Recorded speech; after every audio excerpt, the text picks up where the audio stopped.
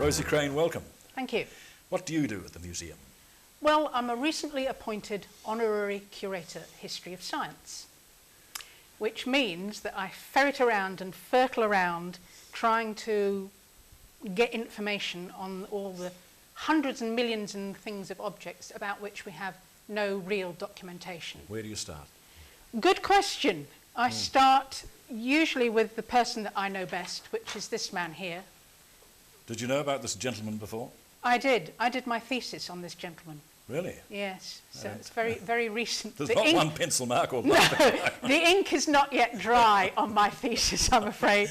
So I start with this man and what he did and what he preserved, because he was the curator of the Otago Museum, and he was also the professor of biology. Come on, tell us who it is. Sorry, I did. Thomas Jeffrey Parker. Thomas Jeffrey Parker. He was born in England, in London, and he came out to Dunedin in 1880, having already worked for 8 years in London with Thomas Henry Huxley, whom people might remember as Darwin's bulldog, or you know, the champion of Darwin. A relation of Aldous Huxley and that bunch? Yep.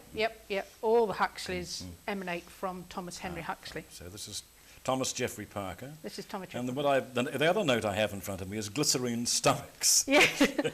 And that's what that is. That's what that is. And what has that to do with him? This man invented the method of preserving these. Normally, when you preserve stomachs and soft parts of animals, they're actually very difficult to preserve. Normally, they come in jars of alcohol and or they get dried. So things like this, which are actually quite fragile, are very hard to preserve so that you can see the anatomical structures. Because normally when they dry, they just get sort of shriveled little mass. Or they're in jars. Well, it's a bit hard to put something that size in a jar. So he invented this process. Which is, it's soaked or coated, what is it? Well, what is it to begin? He wrote it up. I don't need the entire book, by the way. No, you don't. You're not going to get the entire book, but he wrote it up. And what you do is, first of all, you clean the stomach. That's smelly. Then, then you put it into a solution to harden the soft tissue. That takes a couple of 3 days. Then you put it into strong methylated spirit, it says here, for 2 to 3 weeks. So this is a sort of Mrs. Beaton. This is a Mrs. Beaton of how to do it. Yeah, correct. Absolutely. And then he's got a couple of recipes here for what the actual glycerine fluid is, one of which uses corrosive sublimate, which is an old-fashioned name for mercury chloride. So it's not exactly nice chemicals. No, it wouldn't be. And he warns against putting it into a metal container, because it's something that size. So and he says you have to have a whole variety of pudding basins and foot baths and...